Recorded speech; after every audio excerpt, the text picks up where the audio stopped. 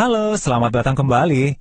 Hari ini kita bakal bongkar-bongkaran nih soal rahasia sukses sebuah taman wisata. Dan ini bukan cuma soal pemandangan yang cakep atau wahana yang seru loh. Ada sesuatu yang jauh lebih dalam, lebih fundamental. Anda pernah kepikiran nggak sih, kenapa ya banyak banget tempat wisata, terutama yang dikelola komunitas, yang awalnya tuh viral, heboh banget, tapi lama-lama kok jadi sepi, meredup, terus hilang. Padahal lokasinya oke, idenya juga keren. Apa sih yang salah? Nah, jawabannya ini yang sering bikin kaget. Masalahnya tuh bukan di wahananya, bukan juga pemandangannya. Akar masalahnya tuh justru sesuatu yang sering kali nggak kelihatan. Cara kita mengelola orang-orang di baliknya. Yup, manusianya. Oke, sekarang mari kita bahas lebih dalam lagi. Kita akan masuk ke filosofi intinya nih, bahwa manusialah yang jadi pusat dari segalanya di sebuah taman wisata. Coba bayangin deh, tim Anda itu ibarat mesin utama dari taman wisata itu. Mereka lah yang bikin suasananya hidup, yang kasih senyuman ramah, yang jaga semuanya tetap bersih. Pada akhirnya, ya mereka lah yang menentukan pengunjung itu bakal pulang bawa cerita seru, atau malah bawa kekecewaan. Dan jangan salah paham dulu ya, dengar kata rencana SDM mungkin langsung kebayang tumpukan kertas, birokrasi ribet, bukan itu. Anggap aja ini sebagai peta jalan, peta yang praktis banget buat memandu setiap langkah kita menuju sukses. Nah, solusinya gimana? Kita bisa pakai rencana terstruktur yang dibagi jadi 3 fase. Dengan begini, semuanya jadi lebih gampang di-manage dan arahnya jelas banget. Yuk kita lihat perjalanannya kayak apa? Oke, jadi secara garis besar nih ya, perjalanannya ada 3 tahap. Pertama, di 2 tahun awal, fokusnya cuma 1, bangun fondasi yang super kokoh. Terus, masuk tahun kedua sampai keempat, misinya naik level, bikin tim yang udah ada jadi lebih profesional. Nah, puncaknya, di jangka panjang, kita udah ngomongin soal ekspansi, jadi mandiri, dan, ya, terus tumbuh besar. Kita mulai dari yang pertama ya, fondasi. Di sini nih, di 2 tahun pertama, yang paling penting itu membentuk tim inti. Tim yang bisa bikin operasional harian jalan terus. Ya, kita butuh manajer, tim kebersihan dan keamanan, pemandu wisata, pedagang lokal yang kita ajak kerjasama, yang ngurusin medsos, sama keuangan dasar. Ini benar-benar tulang punggungnya. Oke, fondasi udah kuat. Sekarang kita masuk fase kedua, profesionalisasi. Kalau operasional dasar udah lancar, sekarang waktunya naik kelas.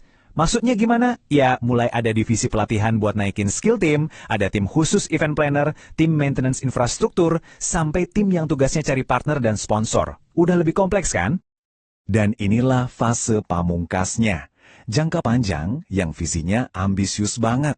Tujuannya kemandirian total. Di tahap ini, kita udah mikirin investasi, mungkin buka franchise, bikin akademi pariwisata sendiri, punya tim R&D, sampai sistem digital yang canggih. Wah, ini udah jadi pemain besar. Tapi tentu aja, punya rencana secakep apapun gak jaminan langsung mulus. Di lapangan, banyak banget jebakan yang bisa bikin rencana ini mandek. Nah, penting banget buat kita kenalin apa aja sih tantangannya. Dari semua masalah yang mungkin muncul, biasanya ada 3 biang kerok utamanya. Pertama, strukturnya gak jelas. Peran dan tanggung jawabnya abu-abu.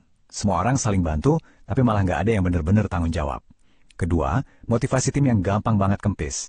Semangatnya naik turun, kenapa? Karena nggak ada sistemnya. Ketiga, komunikasi yang buruk.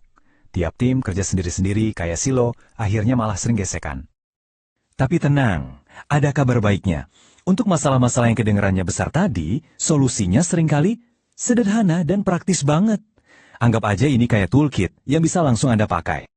Misalnya nih, masalah peran yang nggak jelas. Solusinya, bukan rapat maraton berhari-hari ya. Cukup bikin bagan organisasi yang simpel, terus pajang di tempat yang semua orang bisa lihat. Udah, seketika semua orang jadi tahu, oh saya lapor ke si A, oh yang ngurusin ini si B. Jelas kan? Terus gimana soal motivasi yang gampang turun? Nah ini solusinya juga nggak ribet. Nggak perlu bonus jutaan rupiah. Sesuatu yang simpel kayak penghargaan karyawan terbaik bulan ini, atau sekedar bonus kecil dari penjualan tiket, itu udah bisa banget bikin semangat lagi dan nimbulin rasa memiliki. Lanjut ke masalah komunikasi. Solusinya literally ada di kantong kita semua. Pakai aja grup chat, WhatsApp grup misalnya, buat update harian yang cepat. Terus, adain rapat koordinasi mingguan. Gak usah lama-lama, yang penting singkat, padat, dan fokus. Ini penting banget biar semua roda gigi di dalam mesin kita itu geraknya barengan ke arah yang sama. Mungkin ada yang mikir, gitu doang, kayaknya masalah sepele deh. Jangan salah. Coba kita pikirin lebih serius. Apa sih resikonya kalau masalah-masalah tadi kita anggap enteng dan kita diemin aja? Jawabannya satu, cuma butuh satu aja. Satu kecelakaan, satu komplain parah dari pengunjung, satu insiden, yang akarnya seringkali ya dari komunikasi buruk atau peran yang gak jelas tadi. Dan reputasi yang udah kita bangun susah payah, bisa hancur, gitu aja, dalam sekejap. Dan ini bukan nakut-nakutin ya. Konsekuensinya itu beneran nyata. Bisa jadi berita jelek yang viral, bisa kena tuntutan hukum yang biayanya nggak sedikit, dan yang paling fatal, kepercayaan pengunjung hilang. Kalau udah hilang, balikinnya susah banget, bahkan mungkin nggak bisa sama sekali. Jadi, gimana caranya biar kita bisa sukses dan suksesnya itu awet, berkelanjutan? Nah, semuanya itu sebenarnya bisa kita rangkum jadi 3 pilar utama, 3 hal yang wajib kita pegang teguh. Pertama, taati SOP. Standar operasional prosedur itu bukan cuma pajangan, itu kitab suci kita buat jaga kualitas dan keamanan. Kedua, bangun tim yang disiplin. Bukan disiplin ala militer ya, tapi disiplin yang lahir dari monitoring dan support yang konsisten. Dan yang ketiga, ini kunci banget, komunikasi yang terbuka. Adakan check-in mingguan, biasakan ngobrol. 3 hal ini adalah resep buat mencegah masalah sebelum kejadian. Karena pada akhirnya, semua rencana, semua sistem, semua kerja keras kita ini, muaranya cuma satu. Keberhasilan yang sesungguhnya itu bukan diukur dari berapa banyak tiket yang terjual, tapi dari senyuman dan cerita seru yang dibawa pulang sama setiap pengunjung. Nah, itulah yang bikin semuanya jadi berarti.